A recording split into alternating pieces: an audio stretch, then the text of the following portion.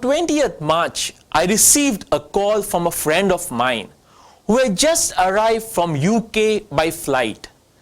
He sounded very excited to be back in Goa after going through the doubts and apprehensions of whether he will be able to come back to be with his wife and the newborn child.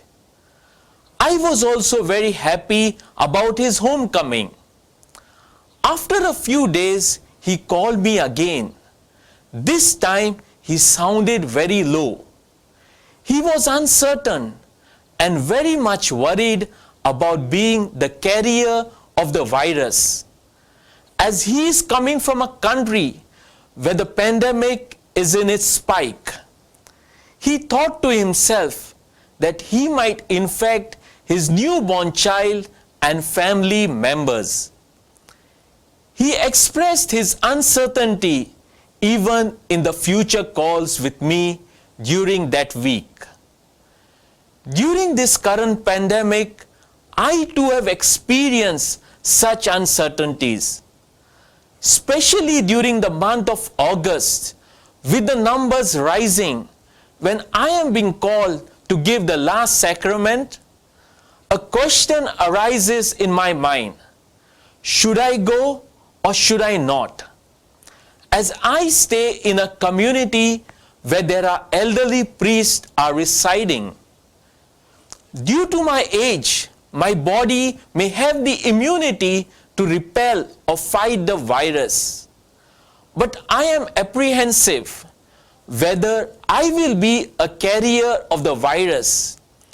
And in fact, the elderly priest staying with me, I am sure that you too have experienced some sort of uncertainty during this COVID times in your life and in your families. The exam schedules, online classes, and school reopening schedules are creating uncertainties in the minds of the parents, teachers, and students.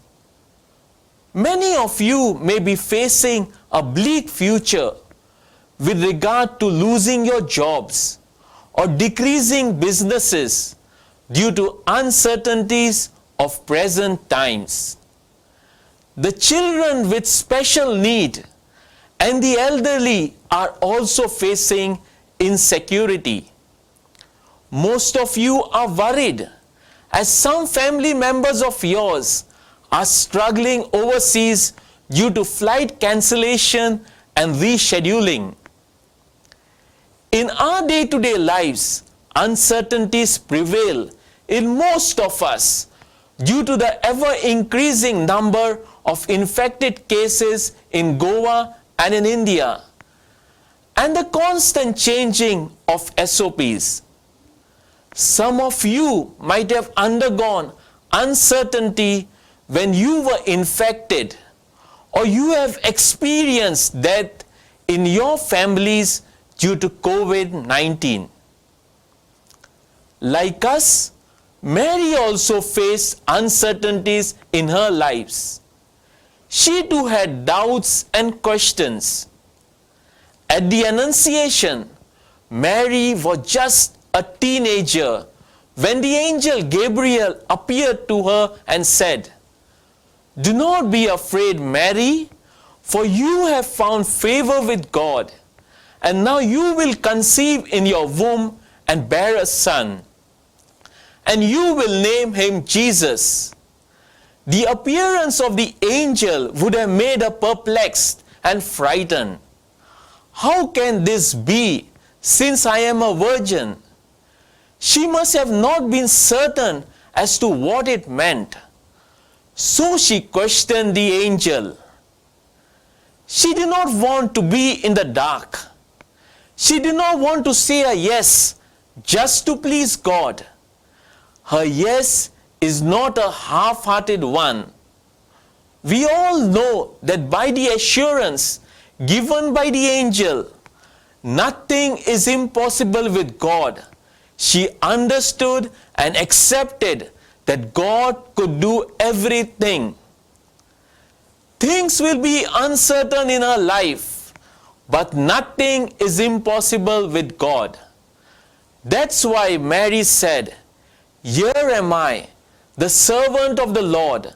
Let it be with me according to your word." Her undisputed belief or yes in God's promises and powers. What does Mary's yes mean? Yes means obedience. Even though Mary did not know about the future, she said yes. Her yes meant agreeing to God's plan. Mary did not know what God's plans were for her, but she said yes. Yes means I will be obedient to God, obedient to God's command, and trust in His word. Yes does not mean I am avoiding my responsibility towards others. It means I am cooperating with God's will. Mary's yes reminds us of Jesus, who himself proclaimed later, "I have come to obey my Father's will."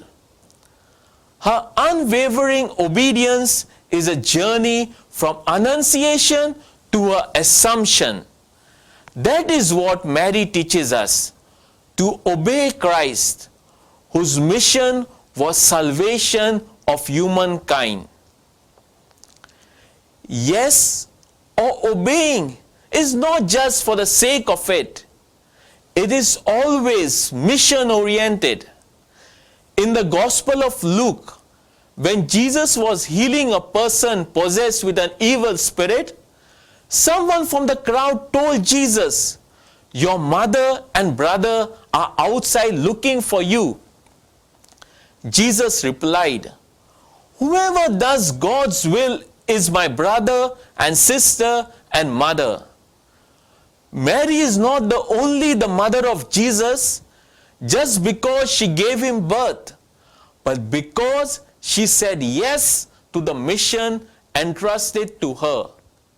And throughout her life, she stayed faithful and committed to her mission. Jesus' inner circle are those friends who are faithful to the mission, like Mary.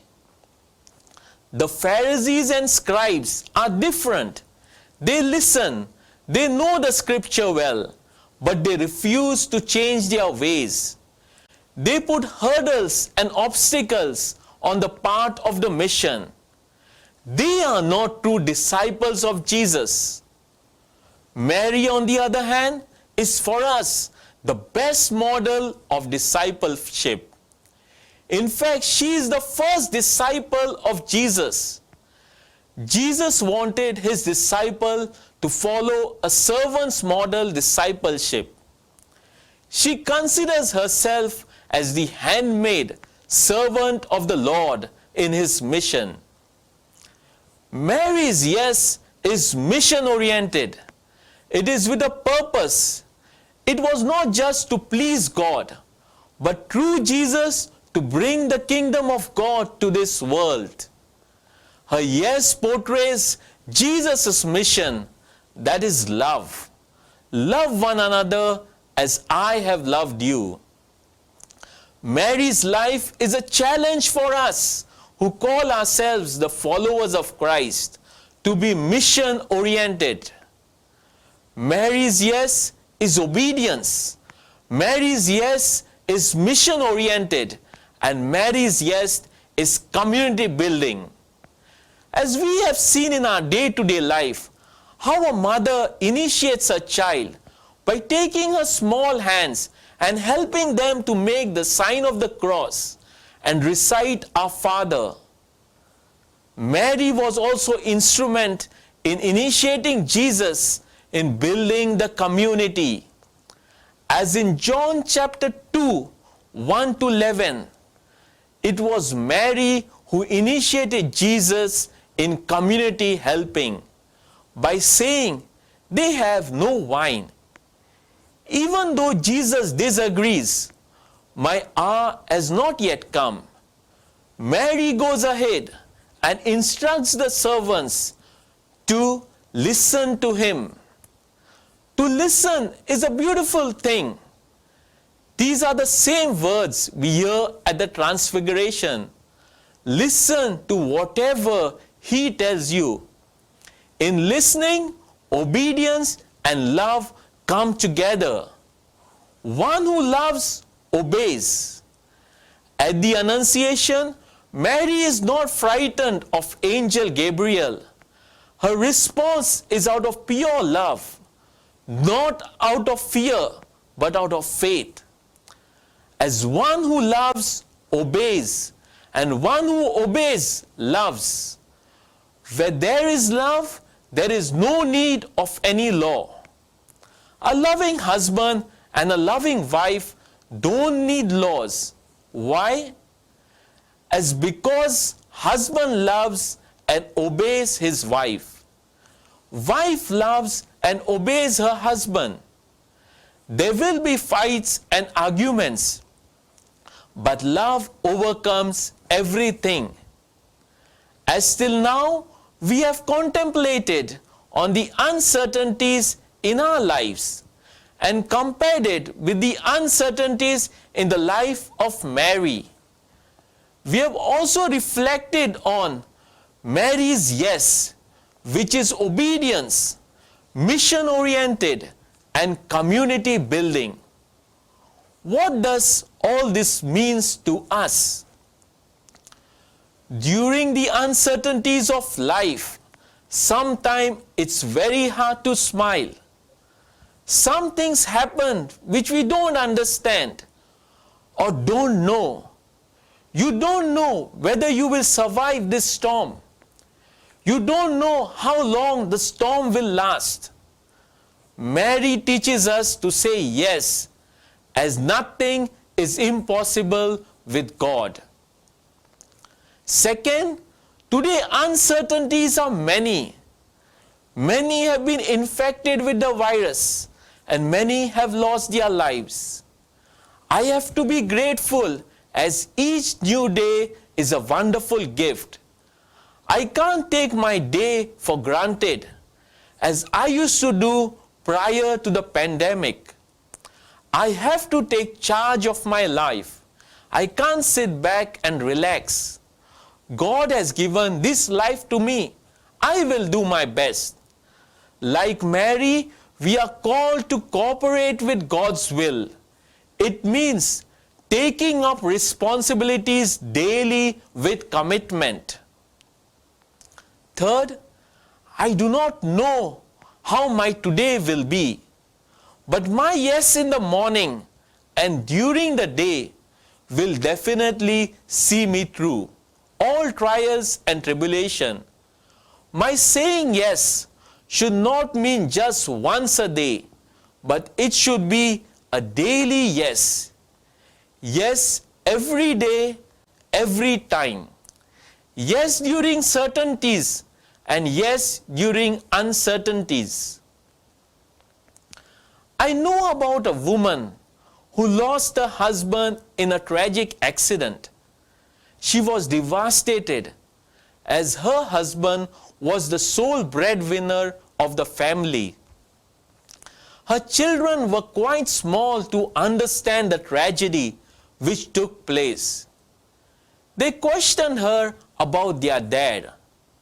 She was too shocked to accept that she had been left alone. She turned to the family for financial and moral support. Initially, for few days, some of them obliged, but gradually they started avoiding her and her children on some pretext or the other. This woman was slowly cut off by the family members. She had no means to support her children and herself. By looking at the pain reflected on the faces of her children, she decides to say yes to the Lord. Her yes meant that she had to take up a job, earn money to see her family through. She took up odd jobs and at the same time managed her work house, and children's need. She sacrificed a lot for the sake of her children. However, saying yes gave her the motivation and strength to move ahead in every uncertain situation. Today, her children have come up in life and are grateful to her for not giving up. She feels happy, and her children told her in high esteem. One of the child says, "We have come up in life because of our mother." And I would say it all because of their mother's yes. This incident teaches us her yes was not a selfish yes. It reflects obedience to God's wish, that is, to move ahead in life. Her yes is mission-oriented, to bring up her children. And third, her yes is community building. Today, her children are serving the community through their teaching profession. And the same resonates in the quote by Dag Hammarskjöld. "For all that has been, thank you. For all that is to come, yes."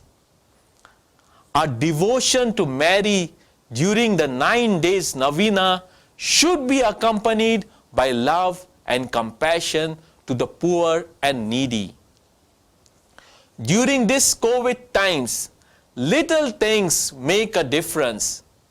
Be it a simple phone call to a relative, inquiring about their wellness, appreciating the garbage collector for turning up daily, helping an elderly cross the road safely, or making a child smile. In the Magnificat, Mary says, "My soul magnifies the Lord. Likewise, my yes in obedience, in mission and community building magnifies the glory of God." Every time I say yes to the Lord, I am preaching God's word through my life and magnifying God's glory.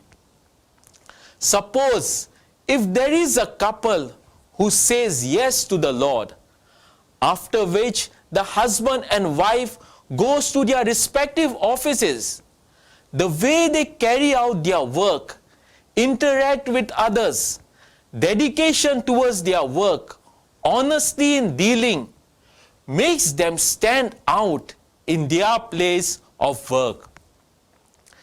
They may not be preaching by using any words, but their yes is seen through their action and behavior. By looking at them, people around them will experience God's love and praise, and they will definitely want to say a yes like they did. Let us all have faith in God's plan for our life and confidently say yes to His will, as yes will see us through all uncertainty we may face. Stay blessed. Before I conclude, I would like to share a quote of Dag Hammarskjöld. "You dare your yes and experience a meaning. You repeat your yes and all the things acquire a meaning. When everything has a meaning, how can you live anything but a yes? Amen."